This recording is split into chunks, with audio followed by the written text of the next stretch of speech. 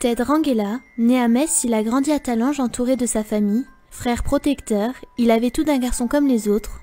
Pourtant son goût pour la compétition s'est vite installé. Des terrains de tennis au shooting photo, il nous explique tout de son métier au succès international.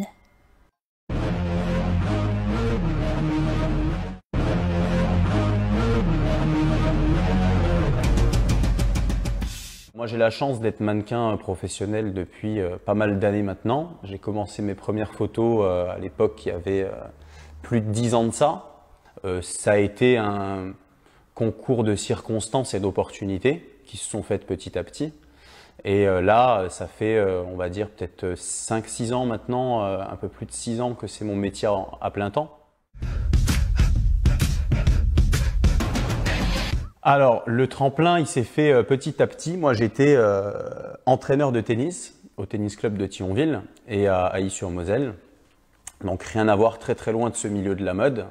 Et un jour, donc, on a commencé à me contacter pour faire des photos et remplacer un mannequin pour un projet qui se passait dans le coin ici. Donc, je l'ai remplacé. Et ça m'a amené directement sur une visibilité où une agence de mannequins à Nancy m'a vu. Et ensuite, derrière, donc, ils ont été intéressés par mon profil. Ça m'a permis d'avoir des petits contrats locaux au départ. Et ensuite, voilà, ça a monté assez rapidement. Et jusqu'au jour où j'ai réussi à décrocher un contrat assez important pour la marque L'Oréal. Et donc, je me suis dit, il faudrait peut-être que tu tentes l'aventure voilà, dans le mannequinat. Alors moi, je suis basé à Paris, j'habite Paris. J'ai la chance de travailler avec des agences un petit peu aujourd'hui à l'international. Donc j'ai des agences aux États-Unis, en Chine notamment, à travers l'Europe. Si vous voulez, en fait, j'ai des contrats qui se passent au fur et à mesure. Je peux travailler pour une marque. En général, c'est des contrats qui durent 1 ou 2 jours maximum. Et ensuite, où je suis amené à avoir à chaque fois des déplacements, parce qu'en fonction des contrats, c'est dans un pays ou un autre. Donc à chaque fois, je reste sur place pour faire la campagne publicitaire. Et ensuite, je reviens donc à ma base qui est chez moi à Paris pour repartir directement sur un autre contrat, etc. On a des capacités pour se démarquer aujourd'hui qui sont une force indéniable, ce sont les réseaux sociaux. Voilà, j'ai la chance d'être suivi par plus de 400 000 personnes aujourd'hui sur Instagram. Ça s'alimente, on en prend soin, on balance des infos, on n'en balance pas trop, on attise un petit peu la communauté. C'est vrai qu'à chaque fois que j'ai un shooting, on va faire du backstage, on va faire des photos, des vidéos un peu fun où les gens vont pouvoir découvrir mon univers, etc.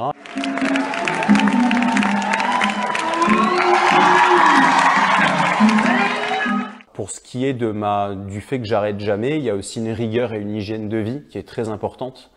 Voilà, on est mannequin, donc il faut prendre soin de sa peau, il faut s'entretenir physiquement. Là, j'ai eu la chance de décrocher la dernière campagne pour Dim, la marque Dim.